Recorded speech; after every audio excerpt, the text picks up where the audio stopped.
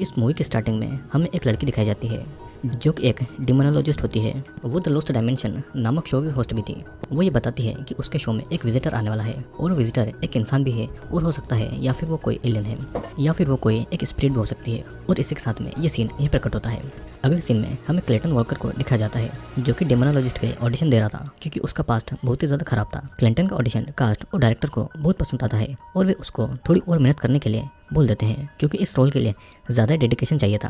अब ऑडिशन देने के बाद में क्लिंटन रूम से बाहर निकलता है तो उसको डोनाल्ड मिलता है जो कि क्लिंटन के साथ में ही एक्टिंग क्लास जाया करता था और बचपन से ही एक्टिंग लाइन में है क्योंकि वो एज अ चाइल्ड एक्टर काम करता है, जिसकी वजह से उसकी अच्छी जान पहचान है और उसको ज़्यादा मेहनत नहीं करनी पड़ती है, जिस बात का उसको बहुत ही ज़्यादा घमंड भी था। अब क्लिंटन अपने घर पर आता है और वो अपनी आंट से कॉल पर बात करता है जो कि उसकी मॉम को याद कर रही होती है क्योंकि क्लिंटन की मॉम की बहुत टाइम पहले ही डेथ हो गई थी। आंटी से बात करने के बाद में वो भी अपनी मॉम को याद करके बहुत ज़्यादा दुखी हो जाता है और वो अपनी मॉम का फेवरेट सॉन्ग गाने लगता है और हम उसकी मॉम की फोटो को भी देखते हैं। अगले सीन में हम क्लिंटन को एक्टिंग क्लास में देखते हैं जहाँ पर उसकी एक्टिंग टीचर भी डोनाल्ड की हेल्प मांगती है। तो यहाँ पर भी डोनाल्ड बहुत ज़्यादा पॉपुलर है। हमें पता चलता है कि क्लिंटन के एक्टिंग के सफ़र के साथ में उसकी पर्सनल लाइफ भी कुछ खास नहीं चल रही थी क्योंकि उसके फादर उसके इस काम से खुश नहीं थे। वे उसे दूसरा काम ढूंढने के लिए फोर्स करते हैं और यहाँ पर हम ये समझ सकते हैं कि क्लिंटन का स्ट्रगल कितना ज़्यादा है और उसको उसकी मेहनत के हिसाब से रिजल्ट नहीं मिलता है।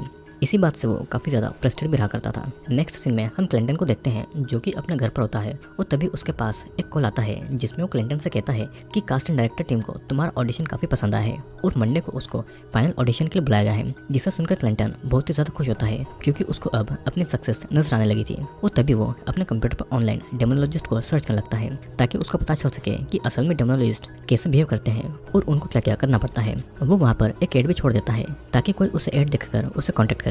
अब कुछ समय के बाद में एक लेडी का उसे कॉल आता है और वो क्लिंटन को मिलने के लिए बुलाती है और तभी क्लिंटन अपनी कार से उस लेडी से मिलने के लिए जाता है। ये लेडी एक सुनसान एरिया में रह रही थी जहाँ पर उसके अलावा किसी और का घर नहीं था और इस लेडी का नाम एलिशा होता है और वो क्लिंटन को अंदर बुलाती है और ये वही लेडी थी जिसे हमने मूवी की स्टार्टिंग में देखा था। क्लिंटन वहाँ पर लगी डेमन की पेंटिंग देखता है तो एलिसा बताती है कि ये 15th सेंचुरी के वुड कार्विंग पर बेस्ड है और वो अनेक फॉर्म और शेप में आते हैं। तभी क्लिंटन की नज़र एक अजीब सी पेंटिंग में पड़ती है और एलिसा बताती है कि ये गैल्विनो डेमन ऑफ डिजायर है।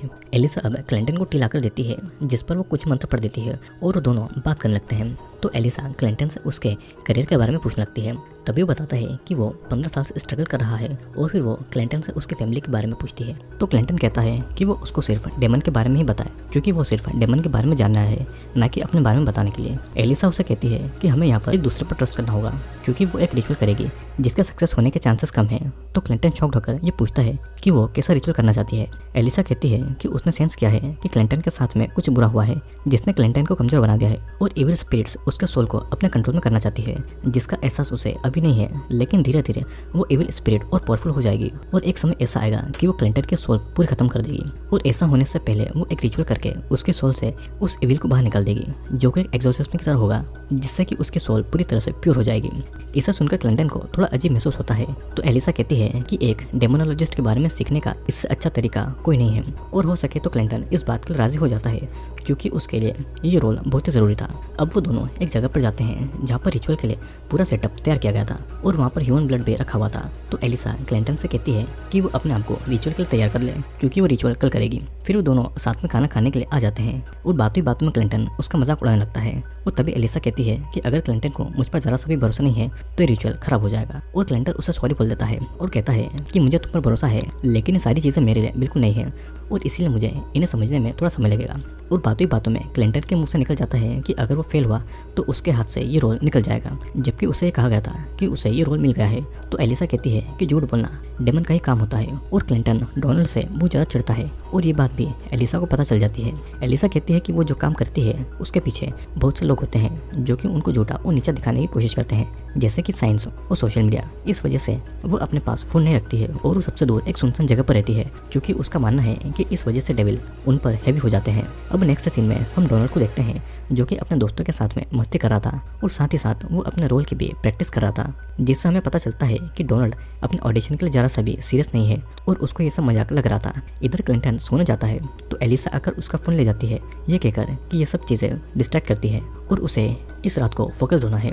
फिर वो अपने रूम में रेस्ट करने लगता है कि तभी उसके पास वाले रूम में टीवी चलने लगती है और उसे देखने के लिए वो वहाँ पर जाता है तो देखता है कि वहाँ पर बहुत सारी टेप पड़ी हुई है, जिसमें से वो एक टेप को उठाकर प्ले करता है तो वो वही टेप होती है जिसे हम लोगों ने मूवी की स्टार्टिंग में देखा था। और वो इस टेप को देखकर नीचे जाता है तो एलिसा अपने रूम में बैठी होती है और वो उसकी बैग पर एक अजीब सा मार्क देखता है। फिर अगली मॉर्निंग हम देखते हैं कि क्लिंटन और एलिसा साथ में ब्रेकफास्ट कर रहे होते हैं और तभी क्लिंटन एलिसा से उस टेप के बारे में पूछता है तो एलिसा बताती है कि ईयर 2000 में वो घोस्ट हंटिंग रियलिटी शो में काम किया करती थी, जो कि आधे सीजन चला और नेगेटिव रिव्यू की वजह से उसे बंद करना पड़ा, जिसके बाद में उसे डेमोनोलॉजिस्ट का रोल मिल गया जो कि उसको बहुत पसंद आया और इसके बाद उसने किसी और वर्क की तरफ नहीं देखा। अब वो क्लिंटन को रिचुअल के लिए तैयार करती है और उसको उसी रूम में ले जाती है जहाँ पर पहले से ही सेटअप तैयार था। वो क्लिंटन को बैठाती है और उसको अपनी सबसे वर्स्ट मेमोरी याद करने के लिए कहती है, जिसमें क्लिंटन बताता है कि एक बार उसे अपनी मॉम को कुछ गलत कह दिया था और थोड़ा शांत रहने के बाद में वो ये भी बताता है कि वो अपनी मॉम से बहुत प्यार करता था और उसकी वजह से ही उसकी मॉम की एक्सीडेंट में मौत हो गई थी। ये बताकर वो बहुत रोने लगता है तो एलिसा उसे शांत करती है। वो क्लिंटन से एक बकरी को सेक्रीफाइस कराती है और वहाँ से ही मेन रिचुअल शुरू होता है। फिर वो क्लिंटन से आंख बंद करने के लिए कहती है, जिस पर क्लिंटन पूछता है कि वो स्पिरिट कैसे दिखेगी, जिस पर बताती है कि वो उनको फील करेगा। अब एलिसा रिचुअल स्टार्ट करती है और कुछ चैंटिंग करने लगती है। फिर वो एक चाकू को निकालकर क्लिंटन की तरफ बढ़ती है और तभी क्लिंटन अपनी आंख खोल लेता है और डरकर वहाँ से भाग जाता है।